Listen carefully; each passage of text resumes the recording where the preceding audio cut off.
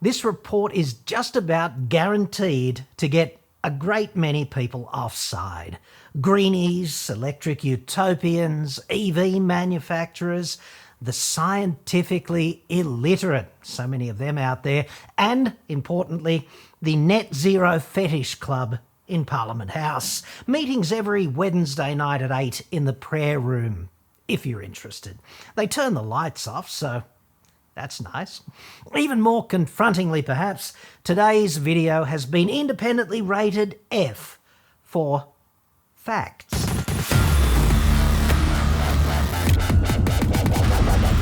I'm John Cadogan from AutoExpert.com.au. New cars cheap, but Australia only. Website. Card.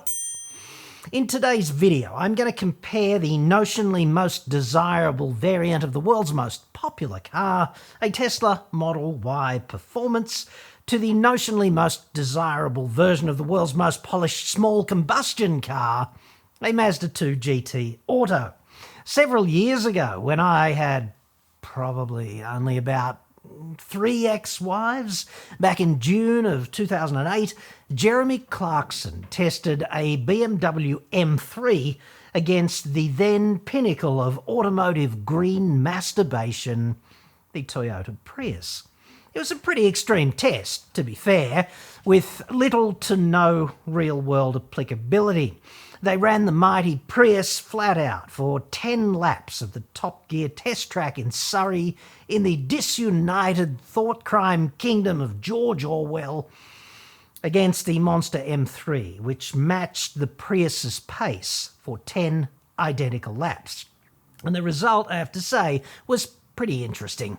The M3 delivered 12% better fuel efficiency than the Prius, in these admittedly contrived and extreme driving circumstances. Mr. Clarkson admitted, "It was one of the dullest drives of my life, but in the interest of science, I stuck with it. Seriously, what I'm saying is, it isn't what you drive that matters, it's how you drive it. That is everything." If we did that test today in Australia, doubtless some minion from Chris Bowen's office would storm straight down to Karen Inman Grant's office and we'd be deleted forever with extreme prejudice for committing such an act of aggravated misinformation. Therefore, it'll be kind of interesting to see what happens after I run the thought experiment in today's report, in which the ultimate green masturbation chariot goes up against the Mr. Puniverse of internal combustion. In the immortal words of Michael Buffer, dude, let's get ready to rumble. This video brought to you by Manscaped.com, delivering the right tools for your dad this Father's Day. We dads tend to be kind of useful at times, but also ever so slightly missing link on the personal presentation front. It's an inbuilt weakness. The handyman is exactly right for this kind of dad. Like, he can change a flat tire like a Jedi, but getting the facial hair right, so impossibly elusive. You're looking at an advanced dual-blade machine with a standard foil shaver backed by a long hair leveler blade. The leveler blade knocks down up to 3 days of growth, and then the foil blade delivers the final smooth over. It's got skin-safe technology designed to reduce nicks and cuts, plus it's waterproof and can be rinsed off in the sink, so cleanup is dead easy. The handyman is compact, USB rechargeable with up to 60 minutes of runtime, more than enough for multiple shaves. And it's travel friendly. This is the Manscaped Weed Whacker 2.0 nose and ear hair trimmer. It's a pint-sized powerhouse. One piece of secret dad knowledge I am permitted to share is that the more hair a dad loses off his dome, the better he gets at growing nose and ear hair. Isn't nature wonderful? With a powerful 7,000 RPM motor and a 360-degree rotary dual blade system, the Weed Whacker 2.0 keeps this kind of thing well under control. It's oddly satisfying to use, in spite of the funny looks one often gets using it on the bus. Like the Handyman, the Weed Whacker is convenient, waterproof, cordless and rechargeable. It runs for up to 45 minutes. Manscaped is the place for dad-centric Father's Day gifts, like the beard hedger, the lawn mower and the Shears 3.0 nail grooming kit. Go to manscaped.com/AutoExpert now. You'll get 20% off plus free international shipping with promo code AEJC at checkout. That's 20% off plus free shipping with promo code AEJC at manscaped.com/AutoExpert. Manscaped, the perfect gift for your dad this Father's Day.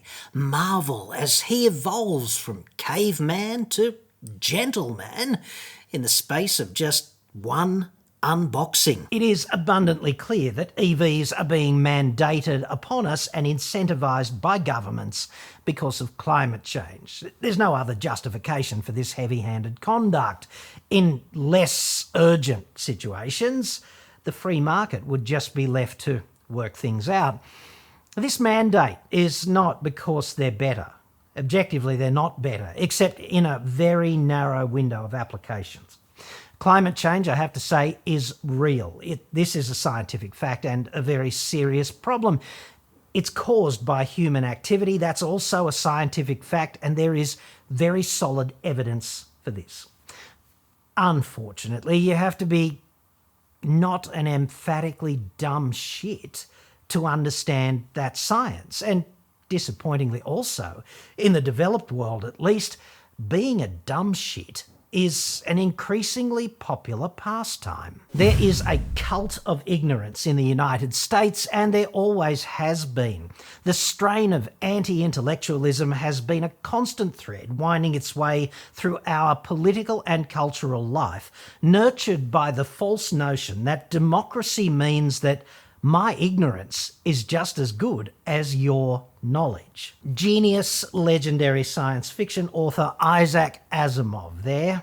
And I'd suggest that if you cross out America and replace it with Australia, that comment is equally valid today. In this country, an advanced education is widely regarded as a disadvantage, some sort of limitation. Certainly this is the case socially. Ask me how I know, disgracefully enough. Incredibly, Mr. Asimov said that quote back in 1980. I was still at school then. And since that time, the only basic change that I've observed has been the weaponisation of the confirmation biases of ignorant dipshits, which currently threatens to incinerate the epistemology of reality. But apart from that, all good.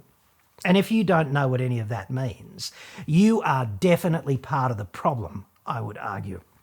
Essentially, it means here that all of you CO2 is plant food muppets these days get to collaborate without leaving your sweat-stained sofas in mommy's basement.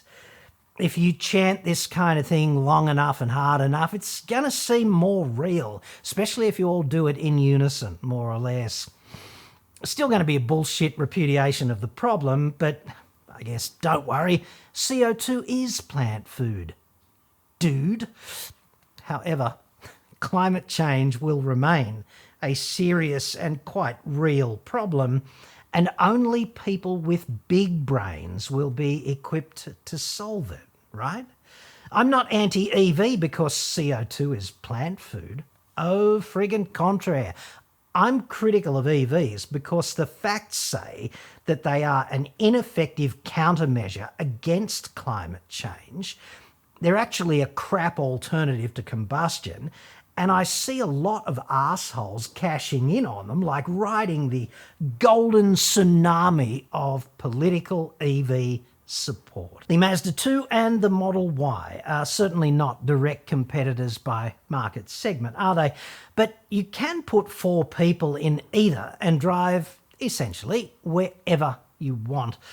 They are in fact direct competitors on climate action, however.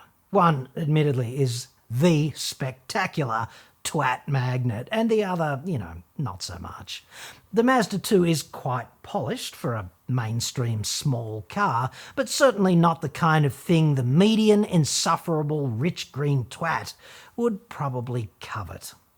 The Model Y could of course be a proxy for many popular lardy-arsed EVs, including, I suppose, Ioniq 5 and 6, several Polestars, the mighty Mercedes destroyer of car parks.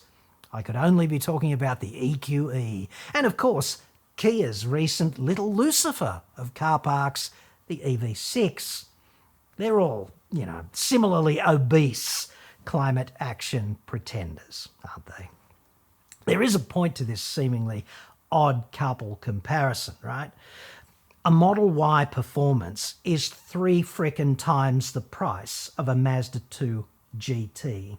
Many more people could get into a new car like the Mazda 2 easily, couldn't they?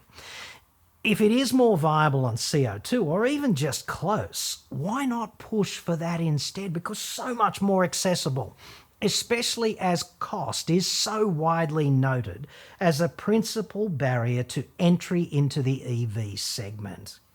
And Mazda is one of those companies that has strategically declined to embrace the production of EVs. Toyota and Subaru are, of course, in the same camp, and they are kind of in bed together, so not alone.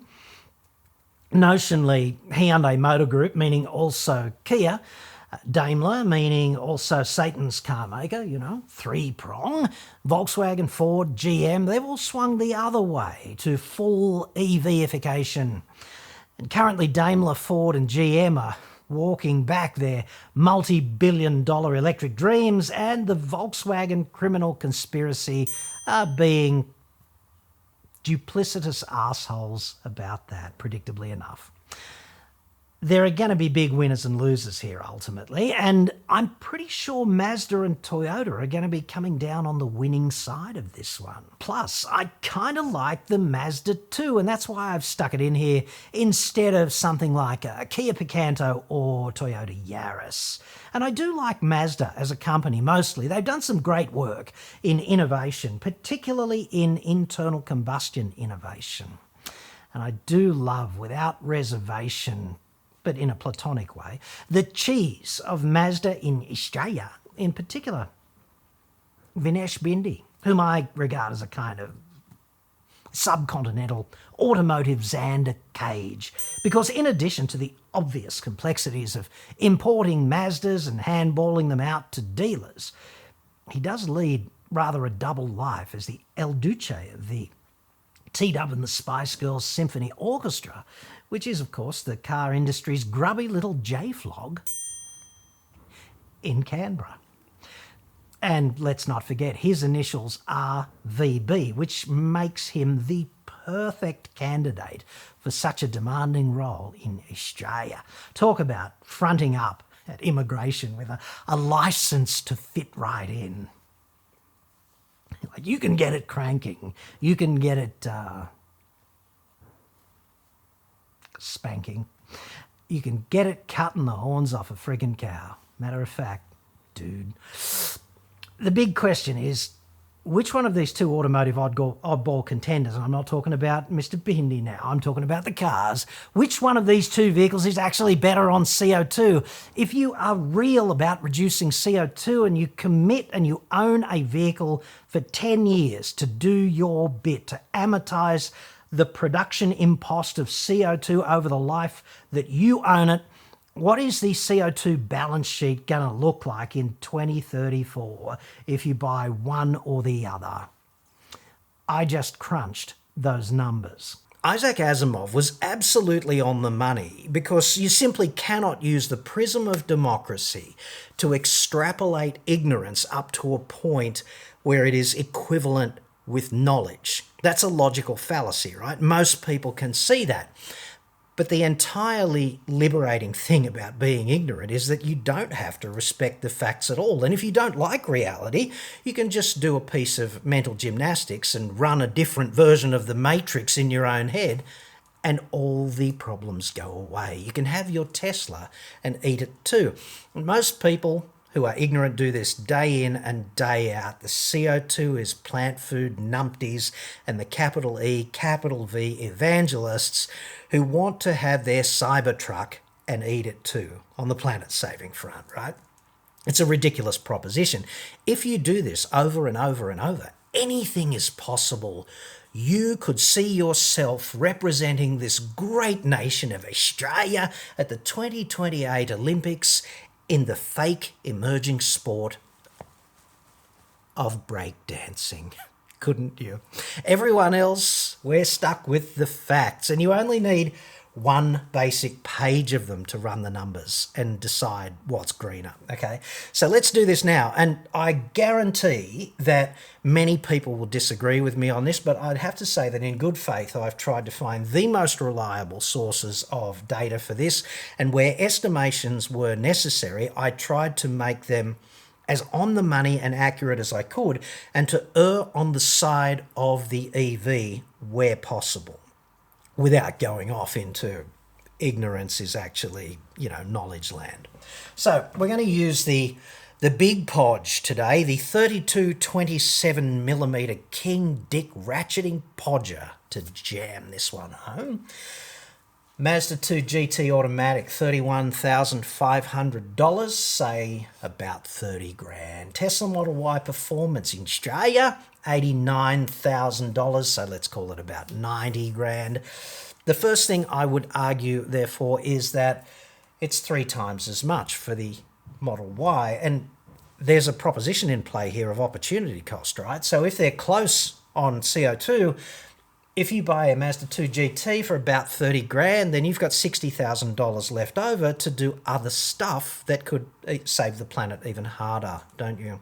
And you have to factor that opportunity cost into this following proposition, because if they're close and the Tesla is in front, then the $60,000 that you save, that you have still sitting in the bank, you could devote that to the world's best solar array on your roof with a great inverter and a kick-ass home storage battery, and you'd get change out of 30 grand for that. And then you could, I don't know, spend a shit ton of money on insulation to make your house more thermally efficient, and even perhaps double glaze the windows that are most susceptible to solar radiation, whatever, convective heat loss.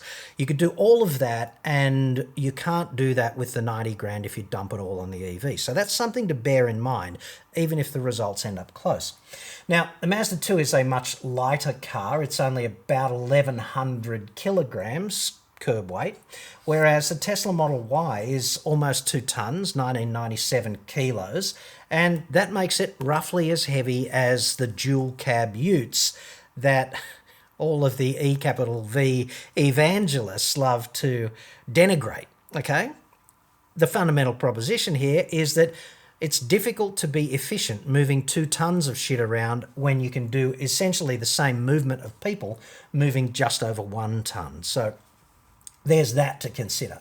Now, the Mazda, the figures are pretty clear. They do laboratory tests to standardize the fuel consumption and the CO2 output, but unfortunately those tests are not especially representative of reality. So what I've done is use the official combined cycle numbers and added 30%. Like, I've made the Mazda 30% more thirsty on fuel than the official numbers. So 5 litres per 100, which is the laboratory test number for the combined cycle, goes up to 6.5, and 117 grams per kilometre of CO2 emission, which is the laboratory number, goes up to 150. I've just multiplied it by 1.3 and then rounded it off to a convenient number. And I've done that based on 30 years of testing cars, and that's pretty accurate generally.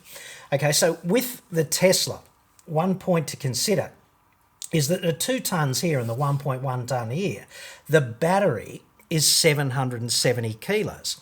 So if you just take the battery to one side and consider a Model Y without a battery, it weighs about the same. It's maybe 100 kilos heavier, but let's not sweat it.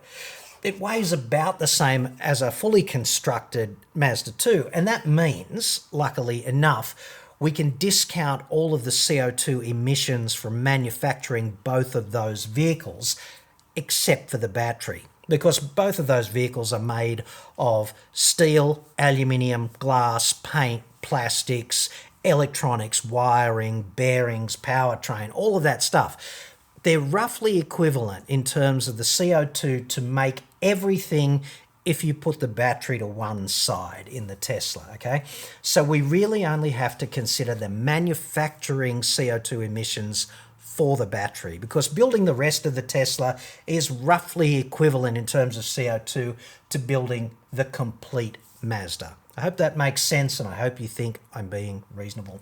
Now, the range for the Tesla is also a bit overstated by the official numbers, because you've got the NEDC and the WLTP cycles. They're vastly different, but I find that evdatabase.com is pretty good at this stuff, and they put the range for the Tesla Model Y Performance in mild conditions, combined cycle, at 23 degrees C with the air conditioning off at 480 kilometres. And I've adapted that to Australia by reducing that by 50 kilometres because of our generally higher ambient temperatures and the fact that most users run the air conditioning. Because if you're affluent enough to spend 90 grand on a car, I am tipping you are so soft and intolerant that you would not be prepared to sit there all the time with the air conditioning off. That's just an observation. So 430 kilometres estimated range for the Model Y Performance in Australia, doing normal Australian driving, seems pretty reasonable to me. And that means we can just divide the 79 by the 430 and we can come up with an energy consumption for the Tesla Model Y Performance of 0.184 kilowatt hours per kilometre. So just bookmark that. And if you're not happy with this estimate, then just rerun the numbers with your own estimate with which you are happy and see how the numbers fall out. This is a model of reality, right? And I'm not saying it must be 430. I'm saying I took reasonable steps to ensure that 430 seems like a good estimate for Australia. All right? Now, I think we can all agree that 10 years of average motoring in Australia is 150,000 kilometres. That's an uncontroversial statement, and you can make it whatever you want if you disagree with that, but the official figures last time I looked were 14 and a bit thousand kilometres, so let's round it up to 15,000. We've got to consider the battery manufacturing CO2 emissions for the Tesla, though, because that is a salient difference, and there is a shit ton of materials in that battery, which weighs 770 kilos.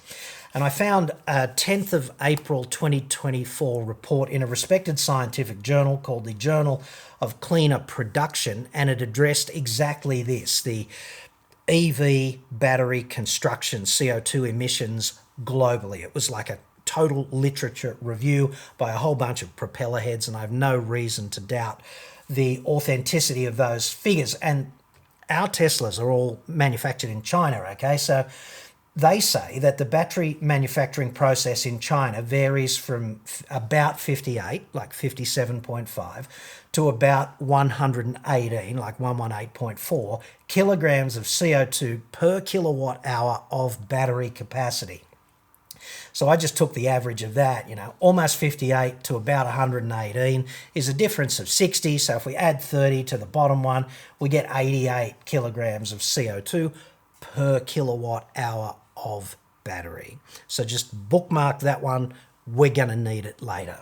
The other thing we need here is the data about electricity, because I would suggest to you that even if you've got rooftop solar and an EV, and you plug your EV in during the day, it's very difficult in practice to be using just the solar array to charge the EV, because the solar doesn't know how much electricity is going where, and you're also running the house. And I'll get into the detail of that a little bit later on because it's very significant, and it's easy to live in this ignorance is knowledge fallacious world where you've got an array and you plug your electric car in and you say, well, I'm charging my EV off my solar. But I'd suggest that for 10 years of operation, that's bullshit.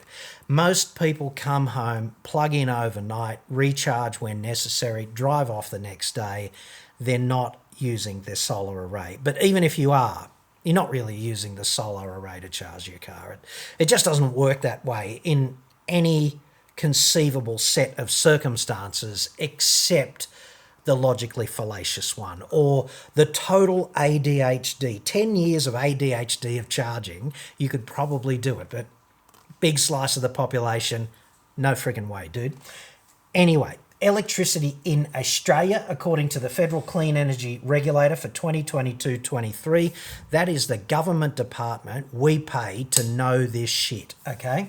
They say that our grid, total national grid production was 772 million gigajoules, which is entirely inconvenient in terms of how they put it out there to the public, because we talk in terms of kilowatt hours for batteries, and gigajoules are not kilowatt hours, right? So we've got to convert joules to kilowatt hours in some way, and luckily that's easy enough because 1 kilowatt hour is 3.6 megajoules. So if you make this correction, you end up with 214,000 million kilowatt hours. That's what that number of gigajoules is. When we've got it in kilowatt hours, we can just slip it into various equations and work shit out. And the Federal Clean Energy Regulator says that the grid produced 139 million tonnes of CO2. And I'm being entirely kind to the EV here as well, because I'm not including some fraction of the fugitive emissions from coal mines, right? Just talking about burning the coal to make the electricity. That's what this number is. And once you know these two ones in red, the 214,000 million kilowatt hours and the 139 million tonnes of CO2, you can convert the 139 over the 214,000 and multiply it by a million to go from tonnes to grams, and it falls out that each kilowatt hour of electricity that you produce liberates 650 grams of CO2 into the air, right? So that is a consequence of every time you plug in and you're not using your solar array, every kilowatt hour that you suck into the battery of your car, provided there are no efficiency losses, which there always are, every kilowatt hour liberates 650 grams of CO2. There's no getting around that in Australia. And in fact, the figures are a bit false anyway, because the places with the most renewable energy in the grid are not the most populated places in Australia. So generally it's more than this in our most populated centres. But once again, I'm trying here to steelman the EV argument. I'm not trying to shoot it down. Otherwise I would have included the fugitive emissions and I would have gotten a bit more population specific with the grams of CO2 per kilowatt hour of electricity that comes out of the grid. So once we know all of this stuff, we can do the calculations that really matter. They're pretty simple. Also, if you spend all of school thinking about boobies or something, then probably above your pay grade. Ignorance is falsely equivalent to knowledge, I suppose. CO2 is plant food, EVs are saving the planet, whatever. But if you did pay vestigial attention at school, it's easy enough to do these numbers, all right?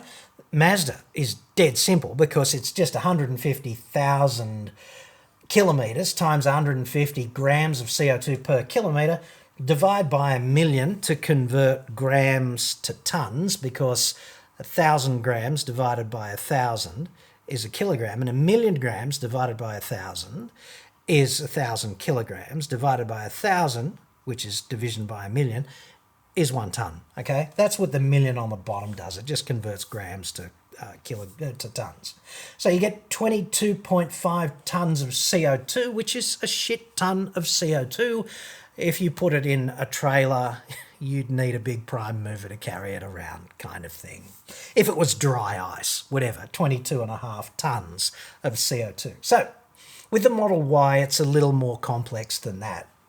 The battery manufacturing, pretty easy. We're going to use our 88 kilograms of CO2 per kilowatt hour, which is the average of those two endpoint numbers from the Journal of Cleaner Production.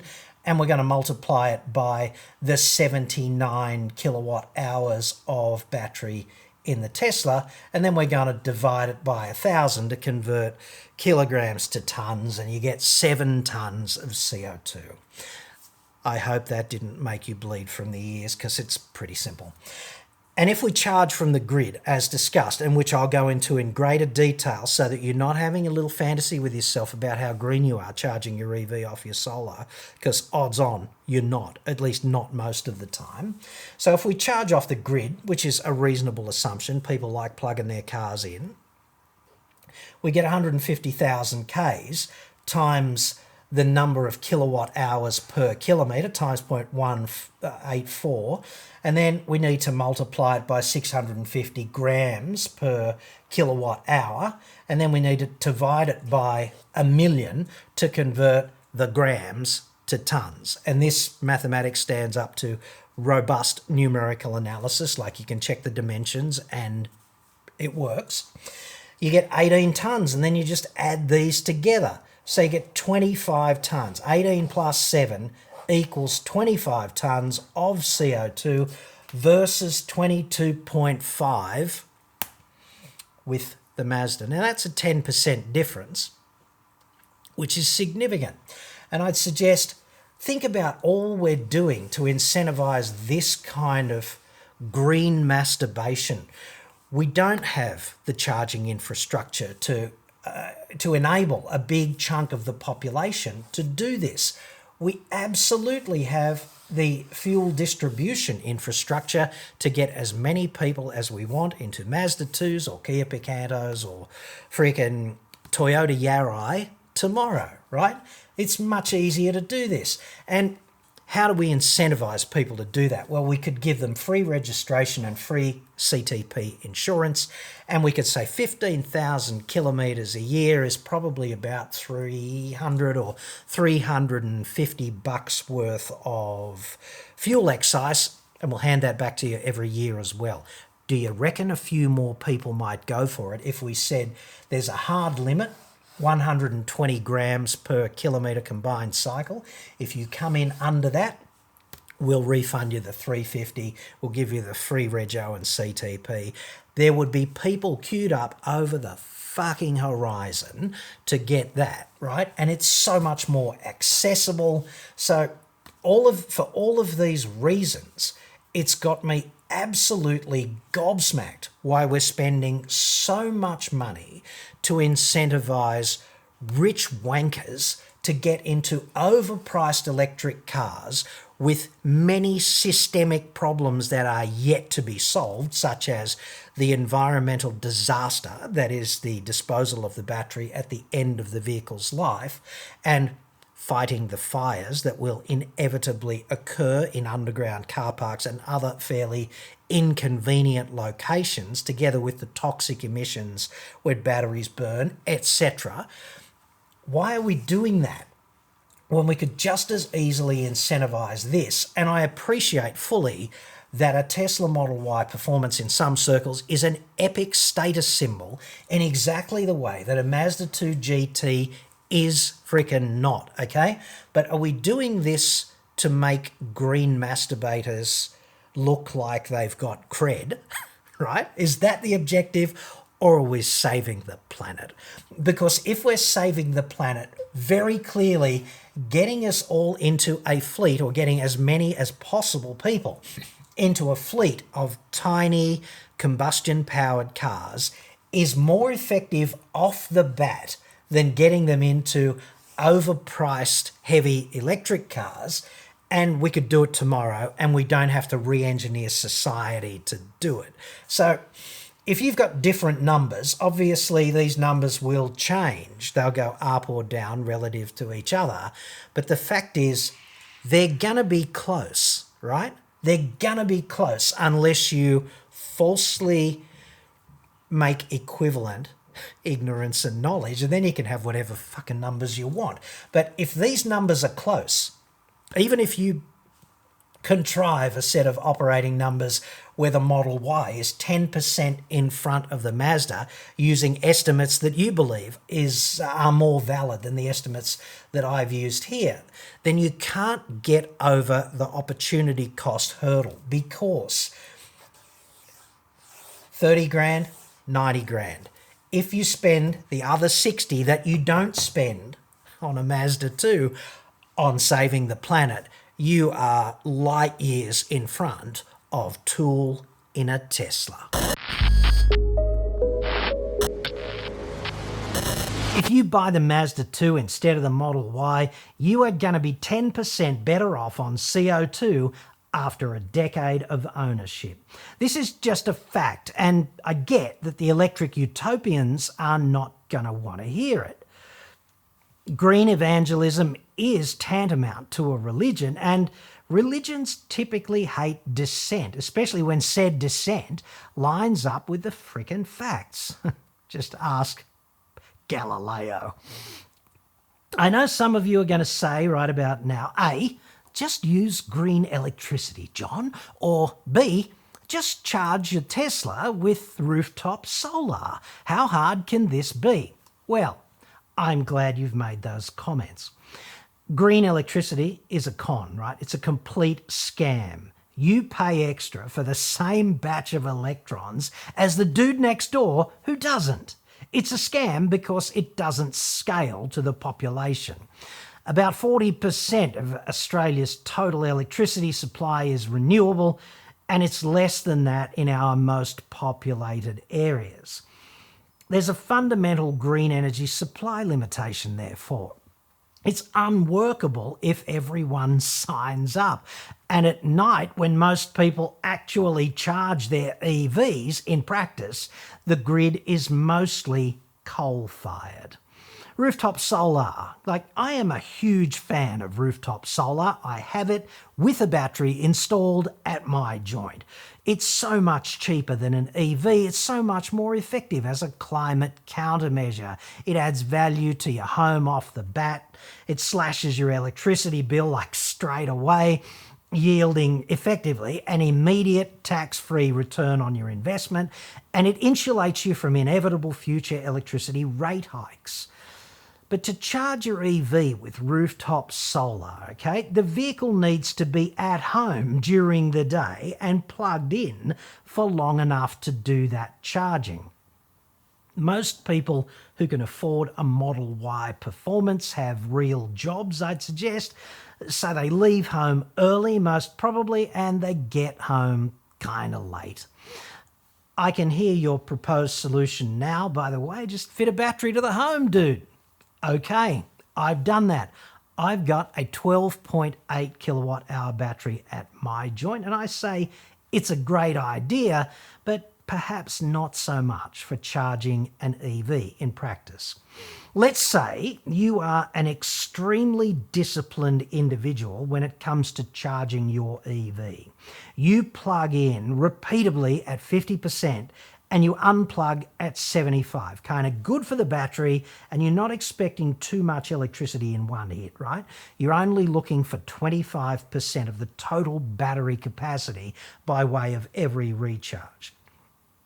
You'd need a 20 kilowatt hour battery connected to your home setup just to do that charging to your EV. And obviously on the nights when it does that charging, you'd need to run the rest of the house off the grid. This is a fact. Because you're a rich twat, however, your premises are probably sucking 500 watts per hour on charge for the 12 hours when the array's not really cranking substantial fat photons, okay? So you're going to be buying 6 kilowatt hours of mostly coal-fired electricity when you've got your car plugged in, if that is your charging objective. And you'd need your array to deliver 20 kilowatt hours of excess electricity to the battery for the nights when you need to charge your Tesla. Good luck with that. especially in winter, unless your array is massive.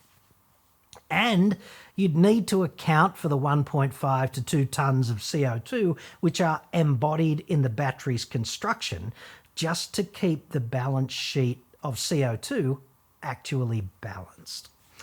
However, say you are that ideal dude who works from home and can plug his masturbation chariot into the standard wall outlet whenever he pleases. Let us just say that that is you, and you only care about you and not scaling this up to a population of EV owners or a significant chunk of the population in that category. If that's just you and you are just plugging that one thing in, then 10 amps times 230 volts equals 2.3 kilowatts of charging. And if there are no efficiency losses, which frankly there always are, and you want to pump 20 kilowatt hours into the battery to get it from the target 50% to 75, you are gonna need about 9 hours on the charger. And obviously this does not happen all on one day. It doesn't have to anyway. It could take place over 3 days, but you know what I'm saying. You're going to need 9 hours of charge time to achieve that. And in that 9 hours, you're only going to be putting in 25% of the battery's total capacity. And that 2.3 kilowatts of solar that you are pumping into the car, it needs to be in excess of what the house is using for the whole 9 hours. Otherwise, you are just charging off the grid and kidding yourself that you're being green. However, if you're affluent enough to own the Model Y, you've probably got at least a dedicated single-phase wall box charger specifically in place for that EV on the side of the house or something. It's designed to deliver 32 amps at 230 volts equals 4 kilowatts. It's going to get you from 50% to 75 in roughly 3 hours. But there's one small problem, isn't there? If the house is running at, I don't know, let's pull a figure out of our asses, 1.6 kilowatts, and you've got, I don't know, aircon, your home office, the lights, swimming pool, heat pump, etc.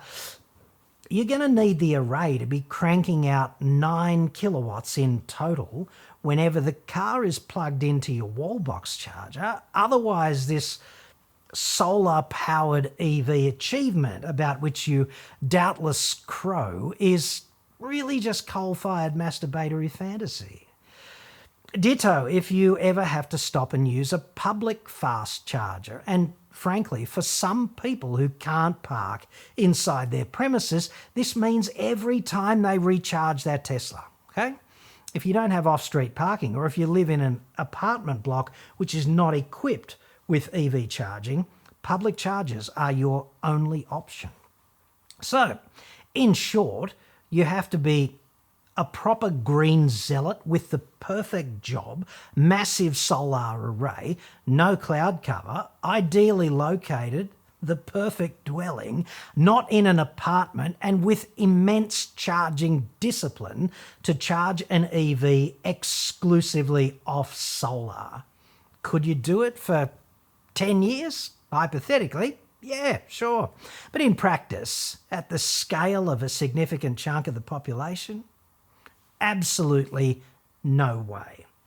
Could you operate a Mazda 2 with your brain functionally switched off and be 10% better off on CO2 at the scale of a big slice of society? Shit, yeah. If you do what most people do with their EVs, in practice, right? The battery's at 10%, you look down, you go, you're not going to make it wherever tomorrow, are you? So you scurry out and you start charging at 10 p.m. when the off-peak rate kicks in or something, and then you pat yourself on the back for being so fucking green and you unplug the next morning, okay? If that's you, that's typical, but I fear you are simply one of those people Mr. Asimov was talking about back in 1980.